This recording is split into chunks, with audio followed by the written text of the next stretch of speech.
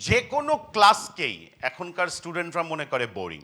আপনার ক্লাসরুমের রংটা কি লাল কিনা, নাকি আপনার ক্লাসরুমের রং সবুজ? প্রথম কথা হচ্ছে আমাদের বেশি শিক্ষার্থী সায়েন্স পড়ুক। সায়েন্স প্রজেক্টের মাধ্যমে দেশ বদলে দিবে, আমাদের অর্থনীতি বদলে দিবে, আমাদের আর্থসামাজিক চিত্র বদলে দিবে, সেই প্রত্যয় নিয়ে তারা এসছে। It's a great name, Dipti. It means light. I think it's just a fantastic name, especially for an institution that's related to education. Every day you must take the dose of happy hormones. Okay, the dopamine.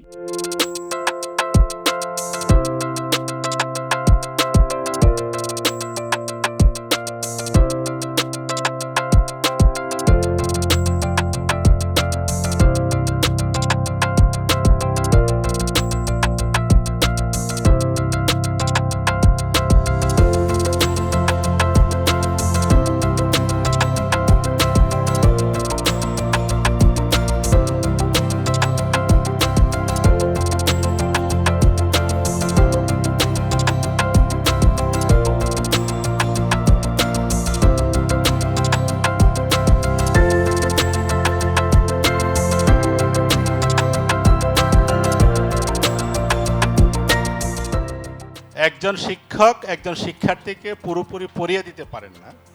তার কাজ হচ্ছে শিক্ষার্থী যাতে ওই বিষয়টা নিয়ে চিন্তা করার একটা আগ্রহ জাগিয়ে দেওয়া।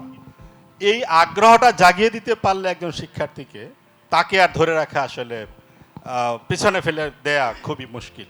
সায়েন্সের প্রতি আগামী দিনের যে নাগরিক হবেন তারা যেন উৎসাহিত থাকেন। তো আমি সবাইকে ধন্যবাদ জানাচ্ছি এবং আমার কাছে মনে হয় যে বিজ্ঞান শিক্ষায় যে নতুন জাগরণ, যেটা আমরা মনে করি যে ভবিষ্যৎ বাংলাদেশের অর্থনীতি বলি, উদ্ভাবন বলি, প্রযুক্তির ভিত্তি বলি, সব কিছুই কিন্তু ডিপেন্ড করবে হচ্ছে আমরা কিভাবে আমরা বিজ্ঞান শিক্ষাকে আমরা আমাদের স্কুল পর্যায়গুলোতে আমরা ইনক্লুড করতে চাই। কারণ আমরা কিন্তু সবাই বিশ্বাস করি যে আমরা যদি প্রিলিমিনারি স্টেজে যদি আমরা বাচ্চাদেরকে যদি বা আমাদের ছাত্রছাত্রীদেরকে যদি আমি শিখাইতে না পারি, তাহলে বড় প্রবলেমটা হলো যে তারা যে গ্রো আপটা হবে, যে পরিবর্তনটা তাদের হবে, সেই পরিবর্তনটাতে আলটিমেটলি কিন্তু তারা চাকরি খুঁজবে।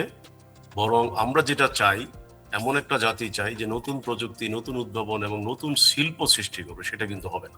প্রথম কথা হচ্ছে আমাদের বেশি শিক্ষার্থী সায়েন্স পড়ুক। সায়েন্স বিশেষ করে 9-এ যখন তারা ঢোকার পর বিভিন্ন যে পদটা থাকে সায়েন্স, আর্টস, কমার্সের, আমরা যদি একটা সাবজেক্টে আটকায় দেই, তাকে আর্টসে একবার সে যদি ভর্তি হয়ে যায়, ভবিষ্যতে তার আর সায়েন্সের কোনো সাবজেক্টে আসার সুযোগ থাকে না। তা আমরা অন্তত এটা চেষ্টা করি যে এসএসসি লেভেল পর্যন্ত আমরা তাকে সায়েন্সের ফার্স্ট এনরোলমেন্টটা যেন সায়েন্সে থাকে, সেই বিষয়ে আমাদের স্কুলগুলোর থেকে একটু উদ্যোগটা নেওয়া। এতে তাদের বেটার স্টেম স্কিলটা আসবে, যে সায়েন্স, টেকনোলজি, এই সমস্ত বিষয়ে তাদের স্কিলটা আসবে এবং একটা ইনোভেশন কালচার তাদের ভিতরে তৈরি হবে, যে ছোটোকাল থেকে তারা কীভাবে সায়েন্সের সাথে থাকবে, রিসার্চ থাকবে, স্টাডি থাকবে, এই বিষয়গুলো থাকবে এবং তাদের একটা শার্প ফিউচার তারা নিজেরাই তৈরি করতে পারবে। এইটা হচ্ছে লাল জায়গা, লাল ক্লাসরুম। আমরা ডেড শব্দটা না বলি, রেড ক্লাসরুম। হ্যাঁ, নাও আপনারা এখন ডিসাইড করবেন বাড়িতে গিয়ে আগামীকাল সকালবেলা আপনার ক্লাসরুমের রংটা কি লাল কিনা, নাকি আপনার ক্লাসরুমের রং সবুজ। সো সবুজ ক্লাস সব সময় হতে হয় মিস্ট্রিতে ভরা। অনেক সময় আমরা মনে করি ক্লাসে যখন আপনি একটা কোয়েশ্চেন করেছেন, পুরো ক্লাস সাইলেন্ট, টিচার রাগ হয়ে যায়, কি চুপ করে আছো কেন? Honour that silence, honour that silence. They are thinking তার ভেতরে নিউরন বার্স্ট হচ্ছে, বিকজ আপনি একটা নিউরনে কোয়েশ্চেন দিয়েছেন, সো সেই কোয়েশ্চেন নিউরনটা আরো 10টা নিউরনকে বার্স্ট করছে হয়তো, to get the answer or to understand এটা কেন হলো। সো নাও পুরোটা আর বলছি না, আপনারা তো দেখেই ফেলছেন। আপনাদের দায়িত্ব হচ্ছে কালকে সকালবেলা ডিসাইড করা আপনি কি লাল ক্লাসরুমে যাচ্ছেন নাকি সবুজ ক্লাসরুমে যাচ্ছি। Stress is primarily a physical response, okay? The way we are designed, the way we are built, the God has made us really, really beautifully, fantastically. Whenever you see something as a threat or something which might harm you, your brain automatically it starts to release a mixture of neurochemicals, and those are the stress hormones. Now, why does this happen? So that we can take the action and save ourselves. So stress is primarily a physical response. So that's the science behind it. Does it make you feel slightly better? stress is in us so that we can save ourselves in case of danger. That's all. Thanks especially today to the 175 teachers amongst you who are inspiring young people, giving them the same impression of science that I still carry with me decades after my science teacher. You make a big impression. You make a lasting commitment and inspiration to young minds. So thank you for all the work you do, and all power to you for continuing that work. Daffodil international university কর্তৃক